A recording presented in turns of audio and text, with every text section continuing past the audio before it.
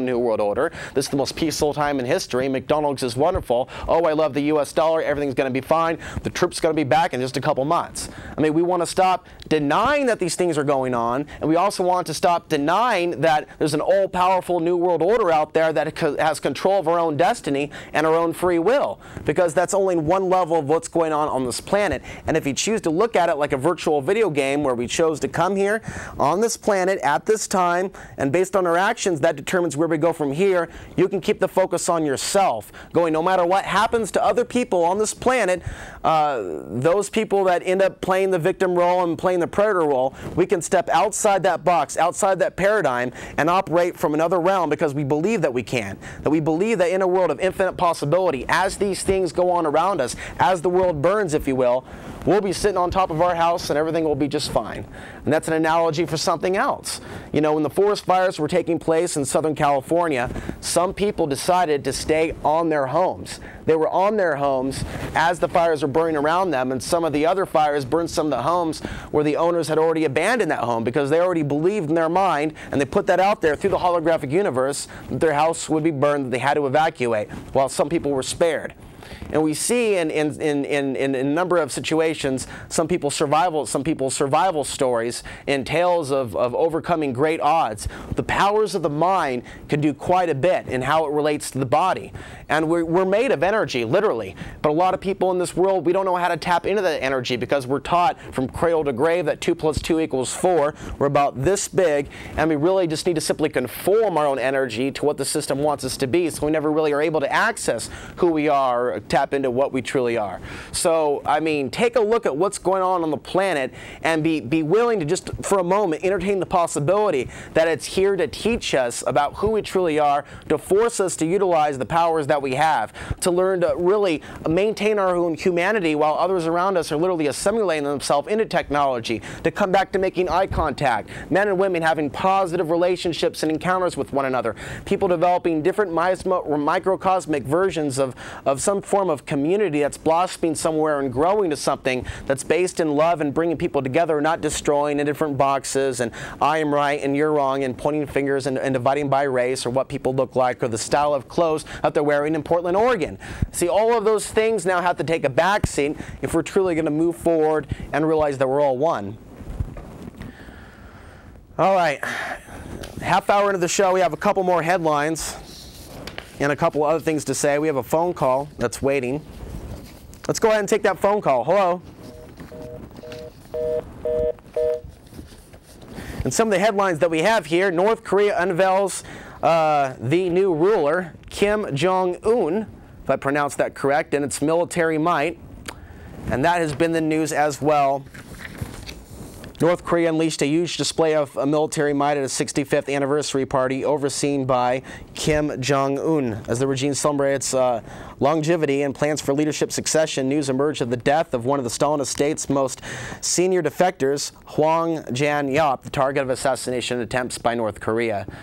This is significant.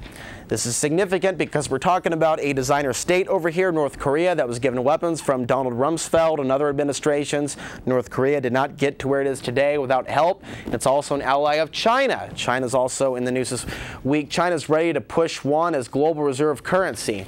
And we've seen a lot of reports like this come out over the last couple of years. China is hungry for California's grapes. I'm going to cover that in a minute.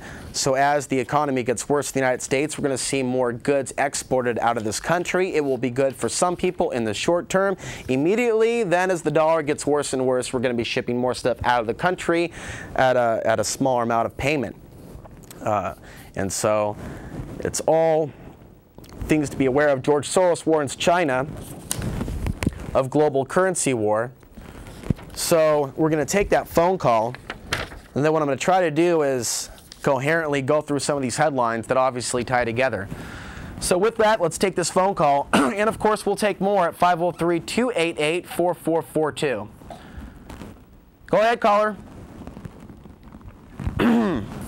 Alex, how are you, man? I just have one very simple question. It really can be answered with a yes or a no. Do you believe in a supreme being, a unitary God? Yes, I believe in a supreme being, a unitary God, and that there are, stories of the gods that seeded humanity in their image, and some of that was talked about last week with Tellinger, but that's not a suggestion that there isn't a supreme being or creator that in fact created them and allows some of these things to take place on earth for our evolution, growing, and such. Oh, okay.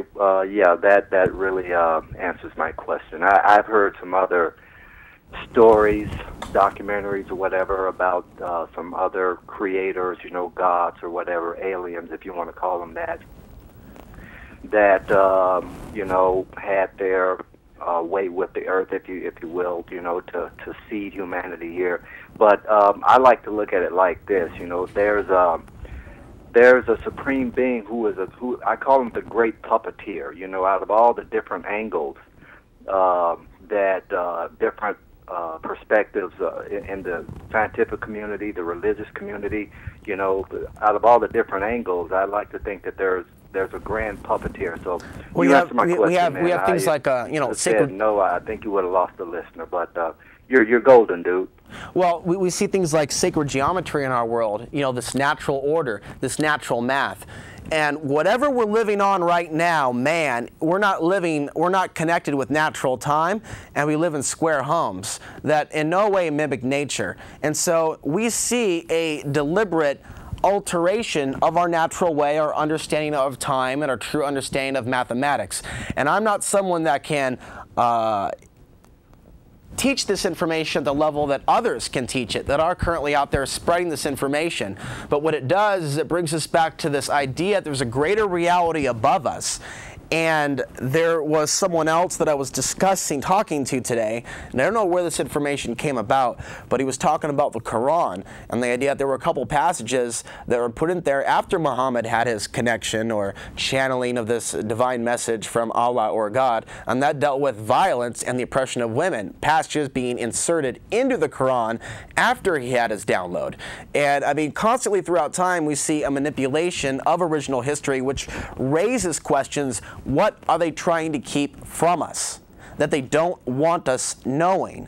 Why don't they want us having access to this knowledge or knowing about these archaeological discoveries? Some say they were giants that lived on the planet before us. Where's the evidence? Well, there's good arguments to suggest that that evidence is under lock and key. Looking at Iraq, for example, 2003, and the looting of those museums.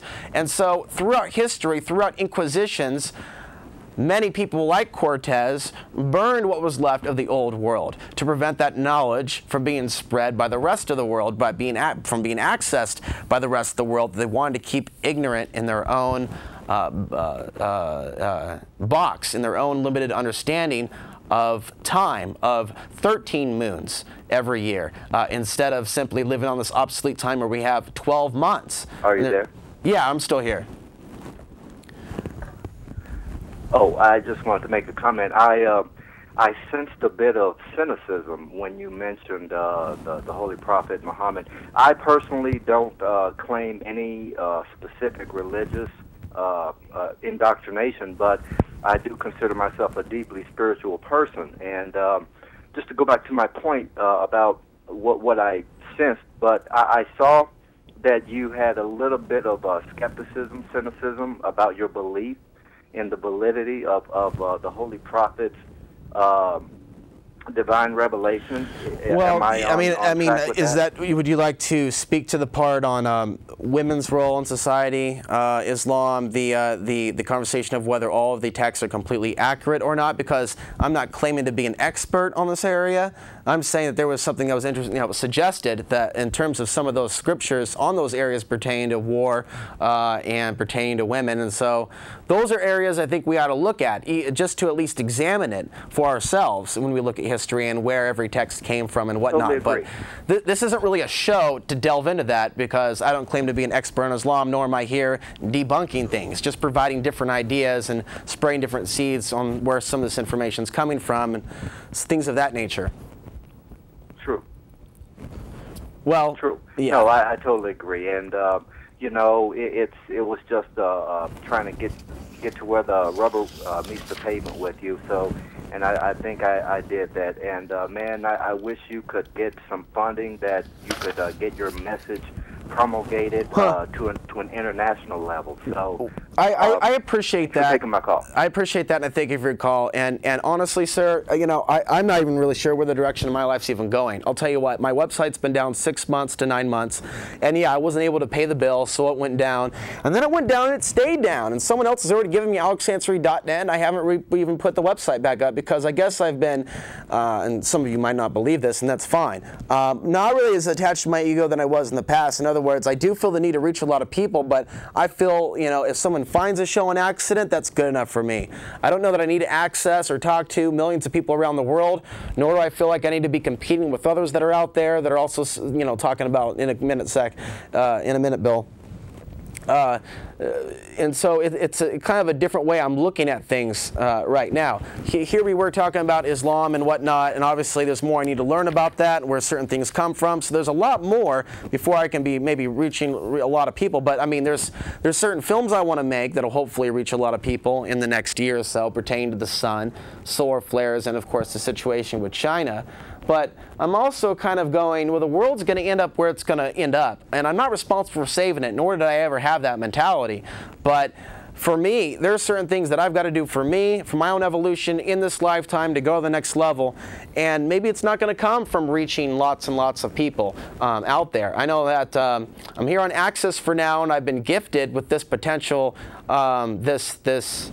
this facility to do what I'm doing and the potential that it has, and it looks like we are going to make it to show 300 eventually. And I remember saying at one point it's going to be a miracle if we make it to show 300. But I do believe in a supreme creator, supreme being, and I believe that through that and through my beliefs and the synchronicities and our ability to manifest things, that I'm manifesting some good things for my life right now. But they don't necessarily fit in line with reaching lots of people, but working more closely with my community. And I'm going to be talking about that more maybe later on the show or at an upcoming show about some things I'd like to do in Portland. But I'm going, what's more important, reaching a lot of people all over the world or having quality connections with people in their own hometown? And for now, I enjoy trying to do both and doing both. But I know in the end, with a grid potential meltdown and whatnot, it's going to come down to who you know in your own backyard, your own city, things of that nature. We may no longer be connected globally through this particular means at some point in the future. It doesn't mean that it can't come back years later or it can't be recovered, but we have to think in terms of, now we have all this information here, all these spiritual teachings, all of this information, all of this black and white knowledge that we can instantly, immediately access. How can we take it down to the local level, the grassroots, and impact something here in Portland? Actually bring something new to Portland, inject some new consciousness into Portland, not to put Portland down or insult what already is Portland and what already is in existence in Portland, but to seek to upgrade what is happening in our own locale, to believe that we're going to raise the bar and we're going to achieve that we're going to set the bar high and we're going to keep it high. And so, Bill, we can go ahead and let that caller on. I'm going to try to read these other articles here. Yeah, you there? Yeah, I'm here. Yeah, right on. Thanks for taking my call. As far as the aliens revealing themselves, you know, whoever or whatever brought us here, placed us here, or the creators, as they may be called. I've got one theory about why they may not want themselves revealed and why they may want to keep advanced knowledge out of our hands. Because I would imagine that if I were them and I saw this planet in the state that it's in, we would be viewed as galactic trailer trash, and in no way at all would we be allowed advanced knowledge to go out and bring our wars off the surface of this globe. Thank you. Right. And that's a perspective looking at it, assuming that the aliens are coming at it from that perspective. And the other perspective is that we've been engineered